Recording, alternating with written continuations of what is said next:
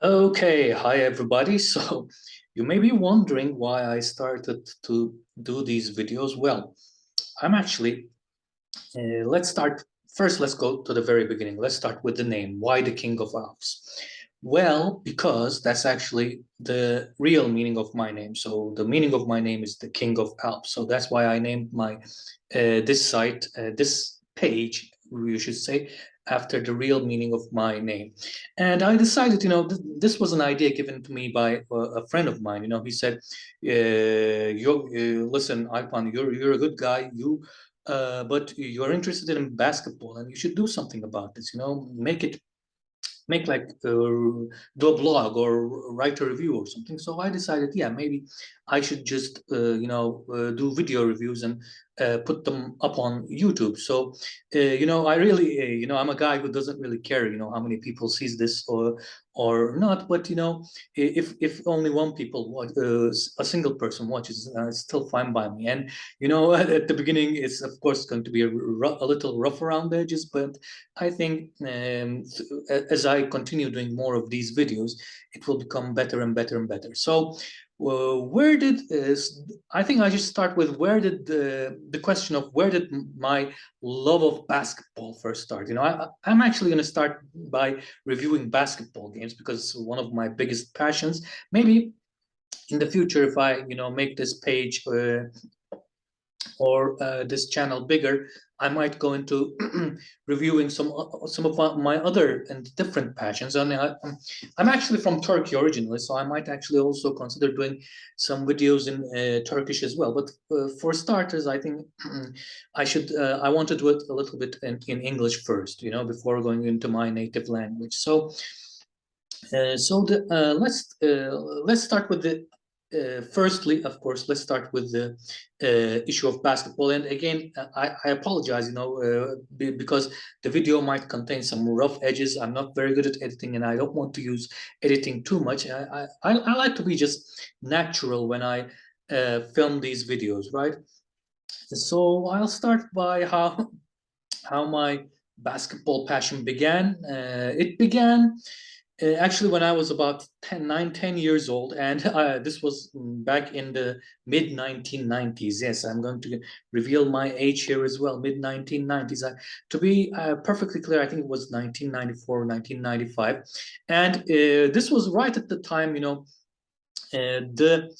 was the time when Michael Jordan actually basically retired to play baseball, and this was the time of the Chicago Bulls in the NBA, their dominance. And so at that in during those times, I started to become really interested in basketball, especially the NBA. I mean, I remember for the 1994 finals, I used to sit up. This was back when we were living in Greece, in Athens, where because of my parents' jobs, and so I remember I used to follow all the squads, get all the players, play the computer games, NBA Lives and stuff like that. But I remember the first thing was that made me hooked was basically Michael Jordan and the era of the stars, which I call the 1990s NBA, right? So basically, this was the era when each team in NBA. It was not like the era of today. Today's NBA, I don't like too much, but it was the era when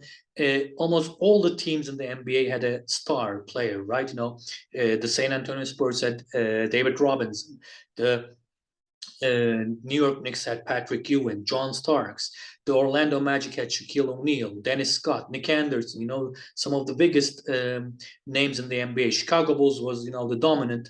Had the dominant squad. They had Scottie Pippen, the classics, Dennis Rodman, Michael Jordan, Tony Kukoc, and Luke Longley, like that. So I remember the first time I really stayed up late for an NBA game was in the 1994 finals. And for the younger people who come across this video, if you ever watch it, I don't know why younger people would like to watch a video of a guy in his mid 30s, reviewing NBA games or basketball games. But anyway, if you're a relatively young person watching this video, um, the first NBA, you will be surprised to learn that my first NBA finals watching experience was the 1994 finals. And the 1994 finals, if I remember correctly, was between the uh, Houston Rockets and the Orlando Magic. Yeah, if I remember correctly. The next year was between, or I could be mixing it up, but I'll check it later after the video to see if I'm correct. I should be correct. I think the 94 finals was between the Orlando Magic and the Houston Rockets. And if you're watching the NBA currently, you will recognize that both of these teams are like the very worst currently in the league, right? And you will wonder, oh my God, how can teams like this become finalists in the NBA? Back in those days, they actually could, And like I said at the start of the video, this was the time when Michael Jordan briefly retired, to play baseball. So the field was wide open for other teams to kind of get in the middle of the dominance of the Chicago Bulls during this era. So actually, in those 2 years, both 94 and 95, Houston became champions, NBA champions, back to back, if I remember correctly. And of course, Houston had Hakeem Olajuwon. That was the big reason. And Clyde Drexler as well. Later, Clyde Drexler joined the team. I think, no, Clyde Drexler joined before, from the Portland Trailblazers, if I remember correctly. And together with Clyde Drexler, Sam Cassell, Hakeem Olajuwon. This was like a very good Houston squad, and they became champions in 94 and 95. So when I watched those games, and those were very close games, I remember, I think with the finals with the Knicks, I remember at one of the last games of the year of the finals, John Starks played a horrible game, like missed all of his shots, all the free throws as well, I think. And so Houston ended up winning, and John Starks was, basically booed when he returned back home to New York. Yeah, those were basically. This was like an introduction bit for me. So that's where my first, how shall I say, taste of the basketball came for me, and that's where I, for the first time in my life, I started, staying up late to watch NBA finals and basketball matches. So from there, actually, this love of basketball grew and grew, and nowadays I have a little bit of time, because of COVID. I don't do all full-time work too much. So since I had some time in my hands, I decided to create these videos where I actually review some of the current basketball matches going on throughout the world. So for today's video, I'm going to start with, if you guys aren't watching, you should definitely check out the Asia Cups, the FIBA Asia Cup 2022. I love these FIBA events, FIBA organizations throughout the world. And last couple of months, I was actually watching very different organizations made by the FIBA from different parts of the world. And some of the teams participating in these competitions can be quite unusual and quite interesting. So in the last about a week or so, I was watching the FIBA Asia Cup, and so I'm going to start my review basically from the Asia Cup itself. First, let me just give a brief summary of my basically my opinion of the cup so far. I think it has been a relatively interesting, relatively good cup in general. There were some really close matches. One match, especially I should give notice to, is the match between Jordan and Chinese Taipei a couple of days ago. It was such a thrilling game. I mean, Chinese Taipei was winning right up until the last 30 seconds of the game, and Jordan basically beat Chinese Taipei in a final second buzzer beater from the midcourt by what was the guy's name? Let me just remember.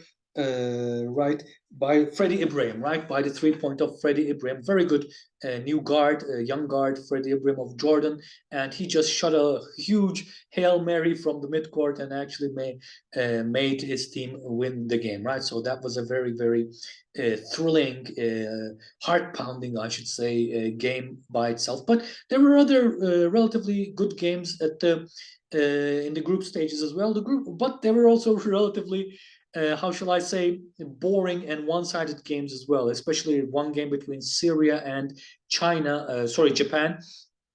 During the group stages, Japan actually broke a record as far as I know. They made 27 3 points in a single game, and they beat like Syria like about a 50-point deficit, right? So something like that. So it was just an unusual game. They basically made nearly every single 3-pointer that they attempted, right? So it was a very unusual, otherworldly game, right? So like that. Also, some teams like India, for example, was a very weak team. India lost almost all of their games with quite a bit of margin. So I think there is a potential in teams like India, but they have to work really hard, right? So they have to work really hard for the future to basically develop their basketball culture.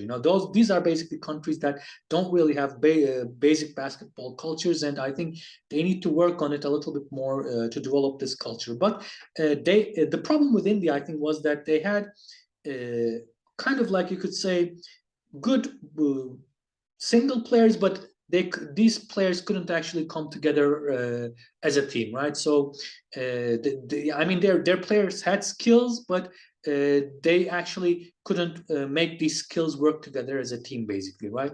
Like that. So, some teams, yeah, they need a little bit more work. So basically, now to come to the main point of my video for today, I'm actually going to start by reviewing the games that were played today, 20th of um, July.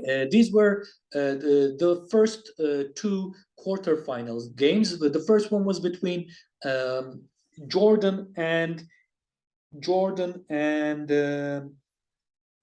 Iran, right? Yeah, two Middle Eastern teams, so Jordan and Iran. Before the start of the game, I think many people thought Iran was the basic favorite in this game, but the result actually surprised. Actually, it didn't surprise me, because the reason it didn't surprise me is because there was a lot of momentum in Jordan from the win against Chinese Taipei. I mean, Chinese that last second basket and the last second buzzer beater win basically give them all the energy, all the momentum, all the hope and desire that they can beat this game, and they actually ended up beating Iran, right? So there was Iran from time to time had good plays, good action, good team plays. I mean, Iran was really dominant when they beat Japan in their group games. So everybody thought they were actually going to play another dominant game like that. But these are the quarterfinals. So in the quarterfinals, teams play a little bit more, how shall I say, spirited. Yeah, basically we can say they play more spirited, more with more desire. So that's what basically Jordan did. And by the way, Jordan shouldn't be, left out of the discussions for the issue of championship. I think they can go all the way, right up to the end. They're a really good team. They have very good, skillful players, and these players actually can come together as a team, as a very effective team when they want to. They have a really young and very effective coach. So first, let me start by a little bit analyzing the Iranian team. The Iranian team was, in general, while they were playing nicely, they had very good personal performances, from Hadidi. Hadidi, I think, had 19.16 rebounds, very good performance for a guy his age. And Hadidi, is a legend. He's like the first NBA Iranian to ever play in the NBA, so he's like a legend. And unfortunately, I think this will be his final Asia Cup. So I hope to see him in the future, in a coaching capacity in Iran. And he really, shouldn't leave basketball. He's like a legend.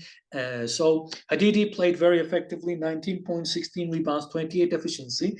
And Jamshidi played really well. He scored 23 points. And one thing I loved about Jamshidi's performance was, I think about 12 or 14 of his points were about basically just 2 points. Basically we're living in an age in basketball currently where the 2 points, the far away 2 points, what I'm talking, not closer shots from the close to the basket, but the far away 2-pointer, the 10-footer, we can say, is basically disappearing, from basketball, because people are either going for the dunk or shooting the 3-point, going for the easy basket or shooting the 3-point, these days in basketball. And I was just amazed when I saw Jamshidi, hitting all those mid-range. Yeah, I was actually looking for that word, mid-range 2-pointers, and getting about 14, I think if I remember correctly, about 14 points from those mid-range jumper. So my hats off to Jamshidi here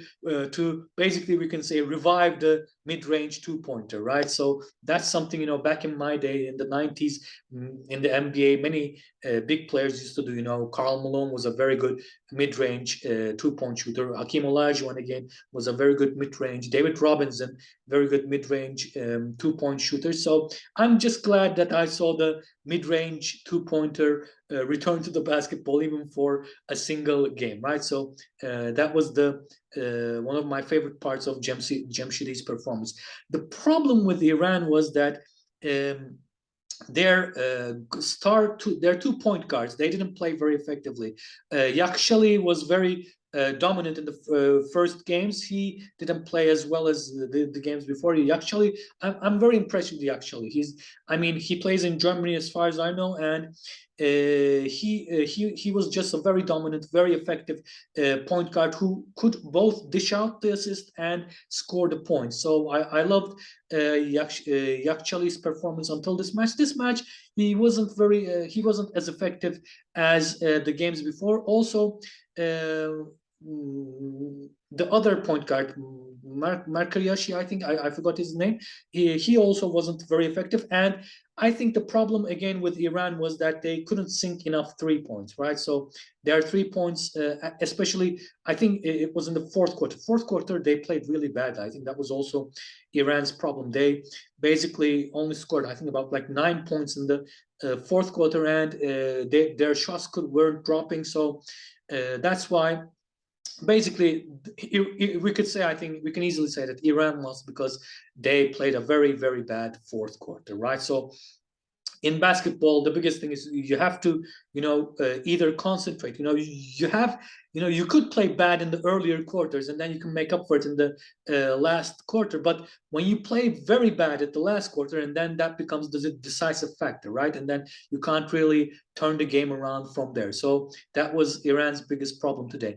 And Jordan actually took advantage of this lacking performance of Iran in the fourth quarter and scored easy baskets. Again, Dar Tucker played very good. Dar Tucker is like a pure scorer. In the last two games, in the game before this, in the qualification game, he scored 36 points, and here in this game, he scored 29 points. When he wants to, Dar Tucker just dominates the game. I was actually a little disappointed in his performance in the group stage, but I think basically we could easily say that players like Dar Tucker, they basically keep themselves to these more important games, right? So they actually push themselves much harder in these more important games. So Dar Tucker was really, really dominant. Again, Ahmet Al-Dvaria in Turkey, here we know him as Ahmet Dverioğlu. He plays for Fenerbahçe, and I follow his performance here in Turkey, in Fenerbahçe as well. And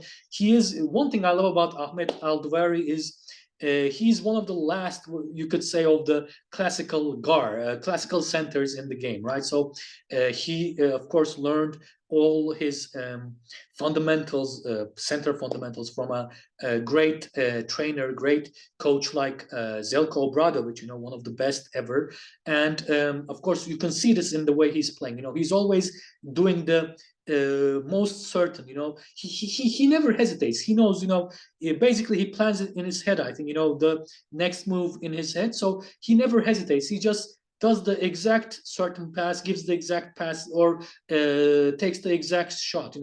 He never hesitates, and he has he plays a direct game, and that's what I love about him. So he also had a very good performance in this game as well. I think he also ended up with a double-double. So basically, like that. Also, I should of course again mention Freddie Ibrahim. He also had a very sorry about that. I actually dropped several things here, but I think it will not be too much of a problem. So yeah, Freddie Ibrahim again. Freddie Ibrahim is an interesting fellow. He's a very new but very hungry guard. He's a little bit emotional. The biggest problem I see with Freddie Ibrahim is sometimes his emotions tend to take the better of him. You know, he can easily get a technical foul during the game, or he kind of like, I should say, argues with his teammates a little bit too much. You know, if he concentrates a little bit more on his game, I think he will reach a little bit more maturity and play a better basketball overall. So I enjoy watching him. He's a very explosive guard. You know, he can score. He can shoot the three ball very well. So again, he can also give out dish out assists. So he had a nice performance. I think the secret X factor for this game for Jordan was the veteran Zaid Abbas. Abbas, I mean, he's such a he's like in the category of that veteran player, you know, who maybe doesn't play as much in the game as they used to back in the day, but any moment that these kind of players play, they have an impact on the game. And Abbas had basically played a game like this. He had an impact in basically every single moment that he appeared in the game. So again, my hats are off to Abbas here. He played a very excellent game, very good game. You know, for the short amount of time. Of course, I think he's nearing 40 years of age now. So you shouldn't expect to play him for 40 minutes, but the amount of time he played, he did a really good job. You know, he had basically he was the hustling guy. You know, at that age, he hustled. He went, got the rebounds. You know, basically stood strong and basically. Had a big role in the game. But in general, the Jordanian team, you know, as a team, all the players, I think, played their role so far really well, and that's why they are currently in a very deserved semifinal spot. And before I continue with the next quarterfinal, the review of the next quarterfinal game, I'm just going to end my first video of the first quarter final game with a very short basically video summary of the games, so my viewers can watch the summary, and I'll get a little bit of a breather, and I'll in my next video I'll basically review the second quarterfinal match and between China and Lebanon. Again, that game also had a very surprising result. So for now, I should name my audience or my watchers, anyone who watches this video,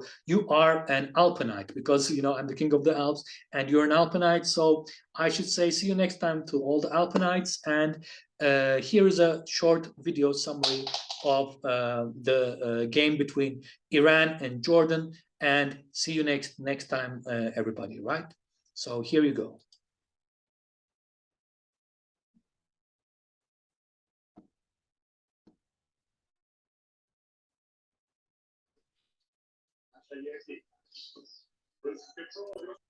Ibrahim in the open floor, 4-on-2 break. Just a pass to Abbas, and he hands it off to El Quairi. That big three for Iran, they're two-way players. It's a lovely pass from Saeed Abbas. El Quairi rewarded for running the lane. Abbas spins, turns, hits the jumper. He's the link from that last team. The performance that they had against Japan, because they played bully ball. They used their size very well to eliminate some of the impact of Japan. Oh, boy, Jamshedi's really carrying the load today, isn't he? Yeah, he truly is. Guns back in the game, but it still looks like Iran have the bit between the teeth. Jamshedi Jafarabadi has been absolutely sensational. Tucker for three, good! And that is what you call a player that's got some grit. Almost, you saw the intention in that last game. Look at that. Hands up on defense. Great example why. Freddie alley-oop! And Dar Tucker scores. Jumps up and takes it away. Jamshedi over to Haddadi, and now he's going to go to work, and he's going to score, and it's a three-point play. They need to shore up that weakness. Here's Yakchali, steps in, count it! That's Benim Yakchali.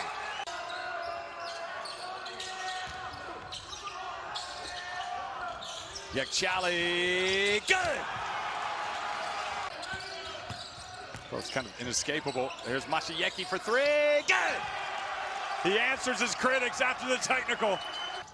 Here's Yakchali. He's definitely the hot hand right now for Iran. Well, if that's Haddadi, you give it to him and you pay the price. Freddie Ibrahim for three. Hussein crashes the boards and the ball goes to Abbas. Mosafar also in the game instead of Masayeki. Bazai for three, and that's what he needs to do. Ties the game. That is a huge presume. Hussein will play out a little bit further. They don't want to clog the paint. Here's Freddie Ibrahim again. 16 points. I think Jamshedi's coming in for him. Here's Dar Tucker, who goes up and makes the shot, and he's fouled. What a finish from Dar Tucker. But isn't this exactly what Dar Tucker did in that last game? When his team was struggling offensively, when things were stuttering and, you know, their offense was almost stalling. Shot clock down to three. Tucker, you're joking! You cannot make it up! Unbelievable, and they absolutely deserve their place in the Final Four. They really do. Huge. Al-Dwari pointing to the heavens. Right, so like I said, that fourth quarter was basically just a nightmare for Iran. I think all the players would like to forget the last quarter, and you saw in the highlights as well the performance of Dar Tucker, especially in the last quarter. You know, he drained many of the three-pointers, and again, Dar Tucker, especially in the future games of Jordan, will be a very big, will play a very big role. I foresee that Dar Tucker will be their biggest scorer. But if they could play the similar way to Dar, if the team could join Dar Tucker in the semifinals and the finals and the other games, if the team can join, if they can find other different scorers to Dar Tucker, I think they will have a much more effective team, and their chances of winning will increase exponentially, right? So congratulations to Jordan. They deserved the win here, definitely. And it was unfortunate for Iran. They played very well, especially their game against Japan. In fact, Iran didn't lose any game in their group stages, so they were quite dominant. But I think the problem for Iran was the 4-day gap between the last game they played and the quarterfinals. So maybe they lost a little bit of their concentration for this game, their rhythm, their match rhythm, we can say, right? So that could have a negative effect. And again, you know, I wish I could see guys, legends like Hadidi play even more, but it probably will not happen. So it was a good game, you know, and I suggest, you know, if you guys are not watching, definitely you should you know, find a way to watch the Asia Cup. You know, especially the games from now on will be much more closer and much more thrilling, much more you know, full of basketball, I should say, right? So again, everybody, thanks for listening to me. You know, this is my first video, so I'm sorry if I made any mistakes. You know, I'm sorry if it's a little bit rough around the edges. I'll, you know, try to fix these videos, make them better as I go on. But I think as an introduction, it's not too bad. So so we'll see where we go from here, right? So this was my first true official game review, match review, basketball review for the match between the Asia Cup match between Jordan and Iran. I'll return shortly, maybe tomorrow or maybe earlier, with a review of the second quarter-final match between China and Lebanon, right? So see you for now, everyone, and take care.